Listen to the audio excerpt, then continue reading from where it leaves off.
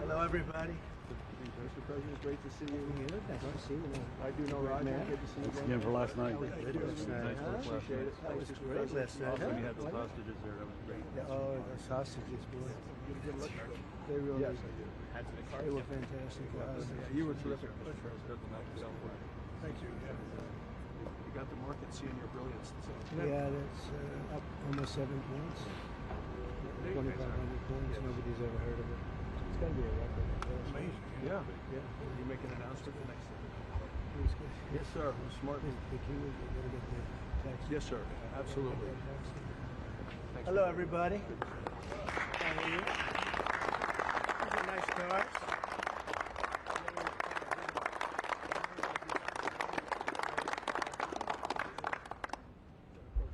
Is this the car? Yep, this is the car. Yep. Ryan from last year, yeah. 23, so pretty amazing job he's done. Pretty amazing. This is the team behind him here. Fantastic. How are you? Nice to see you. Great. Mr. President, thanks for having us. Thanks for having us. Congratulations. Thank you. We had to do it. Somebody had to do it, right? Well, thank you very much, everybody. We have a very special day for a lot of reasons, actually, if you really think about it. But this is a day because Roger Penske is a great friend of mine. I've known him a long time. He received a few years ago the Presidential Medal of Freedom, the highest award in the country outside of the Congressional Medal of Honor. It's sort of the civilian version of the Congressional Medal of Honor. And I watched him win his 18th Indianapolis 500. And now I just said, did you win 19? He said, well, actually, we won 20. He won 2 more since then. So that was like 5 years ago, and he won 2 more since then.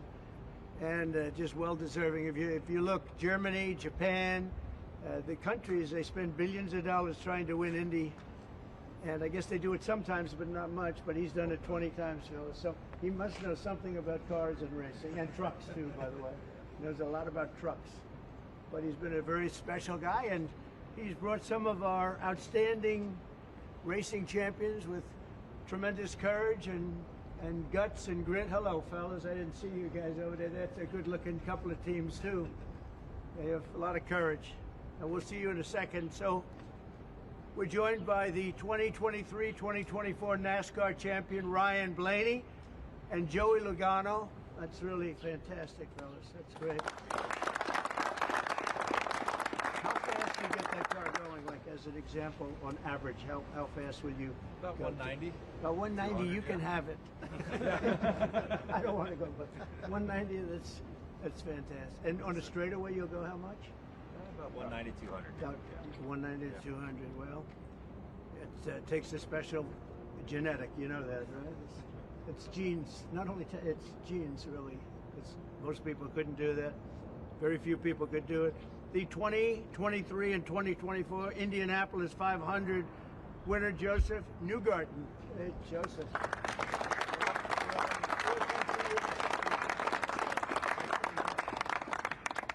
And the 2025 champions of the 24 Hours of Daytona, Felipe Nasser, Nick Tandy, and Lawrence Ventura. Thank you, guys.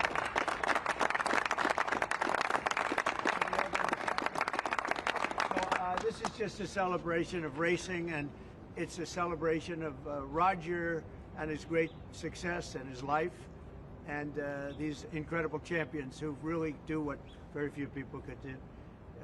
Mentally, psychologically, it's a big factor here, like it is in all sports, really, but you need a great physical ability. People that do this, they don't realize what great athletes they are. It's just not the car.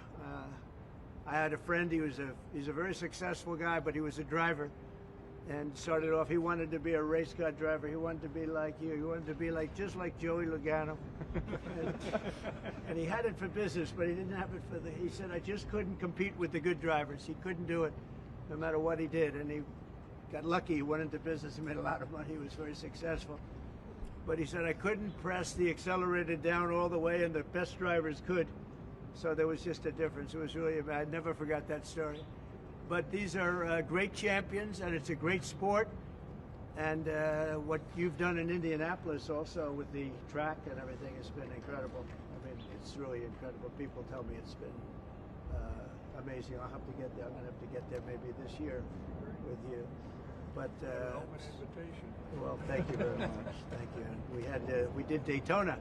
We went around the track in the Beast, what's called the Beast, with the thick windows and the whole thing. And you're not supposed to hear anything, but I heard the fans. They were going crazy outside. So it was a great honor. So I just wanted to welcome them to the White House, a special place, very, very special place.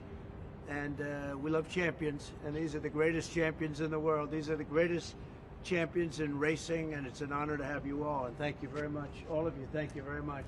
I wouldn't ride in that thing if you paid me. How fast will that go? 240 plus. 240. Yeah. That's unbelievable. Weapon. Two-time winner of the Indianapolis 500 consecutively, right? Yes, sir. So what the hell are you doing? What do you eat? A lot of milk. Drinking a lot of milk. Hopefully. Okay, I'm going to take some. And that one is pure speed and endurance, right? Correct, sir. Speed and endurance. Is that car a very different car than, let's say, this one? Very different? Very different. Very different. Yeah. Made for... You gotta last so many hours, Right.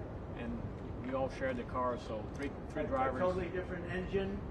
Different engine. Everything's different. Everything. And you'll go, is it 24 hours? Yeah. That's a long time. And that car just, there's no let up, it's just constant, right? That's fantastic. Congratulations. That's endurance. Endurance is a big factor in life and success, I can tell you. So you guys have it. Well, thank you very much. Would you like to ask Roger or any of these champions any questions while we're here?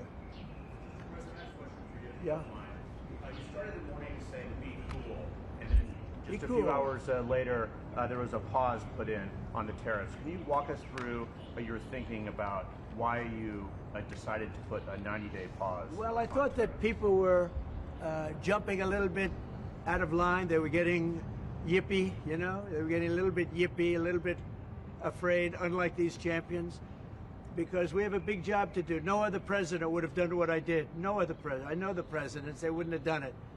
And it had to be done. What was happening to us on trade, not only with, you know, if you look at it, not only with China, but China was by far the biggest abuser in history, and others also, but somebody had to do it. They had to stop because it was not sustainable.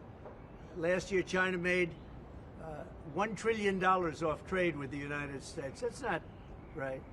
And now I've reversed it. It's for a short period of time, but we made $2 billion. We're making now $2 billion a day. And somebody had to do it.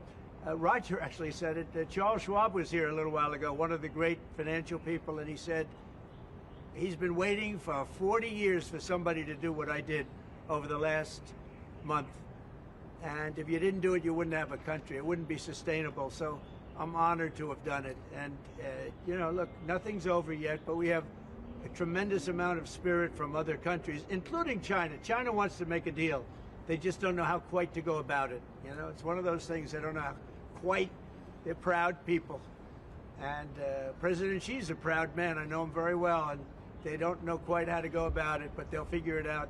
They're in the process of figuring it out, but they want to make a deal. And we have many other countries, as you know, many more than 75, and they all want to come. And they want to come here, or they'll go to Commerce, or they'll go to Treasury. We have our great senators here and congressmen.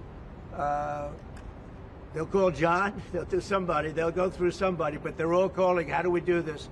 They all want to make a deal. Somebody had to do what we did, and I did a 90-day pause for the people that didn't retaliate, because I told them if you retaliate, we're going to double it. And that's what I did with China, because they did retaliate.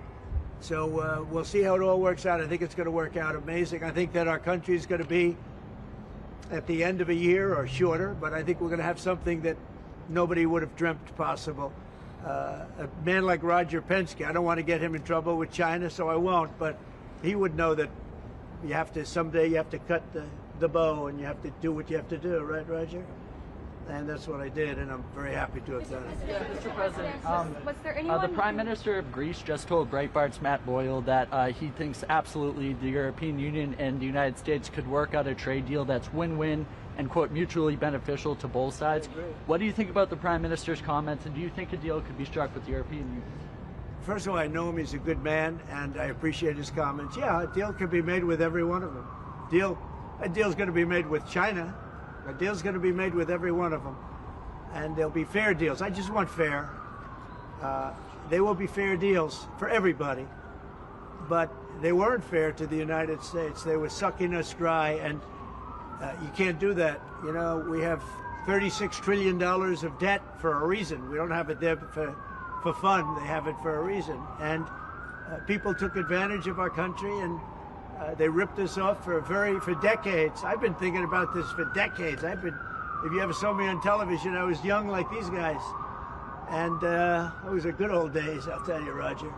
But I was like these guys, young, and I was talking about it. Nothing changed, and nothing was done about it. Then I did it. In my first term, I did it, and did it well. We took in hundreds of billions of dollars from China and others, and I started the process, but then we had to fix up from the COVID mess caused by China. We had to fix up from that, and we did a good job of doing it. And when we handed back the reins after a rigged election, and when we handed back the reins, the stock market was higher than it was before COVID coming in. So, you know, we did a great job, but we didn't have time to do the big thing, which we're doing now. And it's, you know, it's like a patient is sick, you have to do surgery. Patient is very, very sick. And Joe Biden handed us over a country that was in very serious trouble, economically and in every other way. They let China run away with things. They let other countries run away with things. And maybe worst of all, in a certain way, is what they did at the border. We had people pouring into our country by the millions. Many of them were murderers and drug lords and thieves and people from prisons from all over the world. And there were people from mental institutions, insane asylums. They were taking their mentally insane, and they were dumping them into our country. And I'll tell you, Tom Homan and Kristi Noem are doing a fantastic job in removing them. And now the courts, the Supreme Court just gave us numerous good rulings where we have to be able to get them out. You had other judges trying to take over the system. And think of it, they take over. They want these people coming back. Tren de Aragua from Venezuela, the Venezuela jails that cut off the fingers of a man in Colorado. They cut off his fingers because he called the police looking for help. They said, "Did you call the police?" He said, "Yes, I did." "Put your hand down," and they cut off the fingers. This is what they want to bring these people back now. And I want to thank the president of El Salvador for the job he's done, because that's the way it has to be done. And it's too bad. Yeah, please.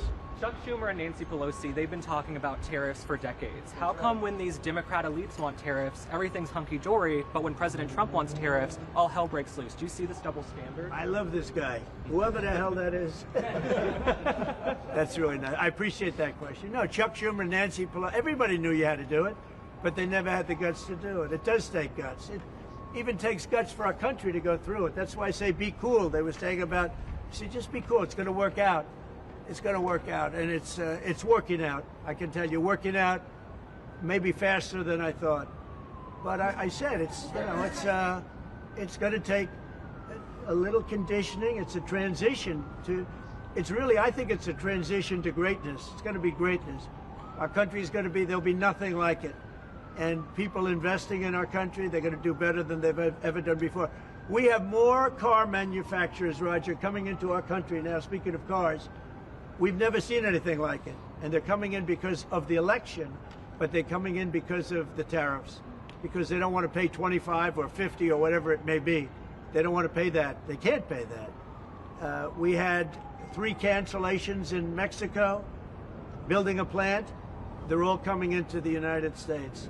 Canada, they're coming in. From China, they're coming in from everywhere.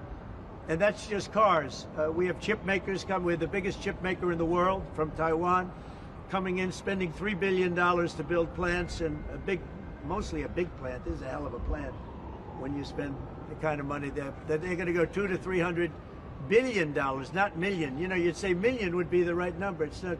$200 to $300 billion dollars. Think of that, $300 billion.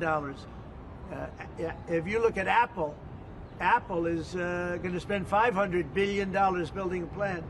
They wouldn't be doing that if I didn't do this. They'd just keep building them in China, and that's unsustainable. It's not a pleasant thing to do, but I appreciate the question. And you know, interestingly, Chuck Schumer and Nancy Pelosi, Crazy Nancy, they've wanted to do this for years, but they never had a president that had the guts to do it, because it does take guts, believe me. Was it the bond markets that persuaded you to reverse course? I was watching the bond market. The bond market is very tricky. I was watching it, but if you look at it now, it's beautiful. The bond market right now is beautiful.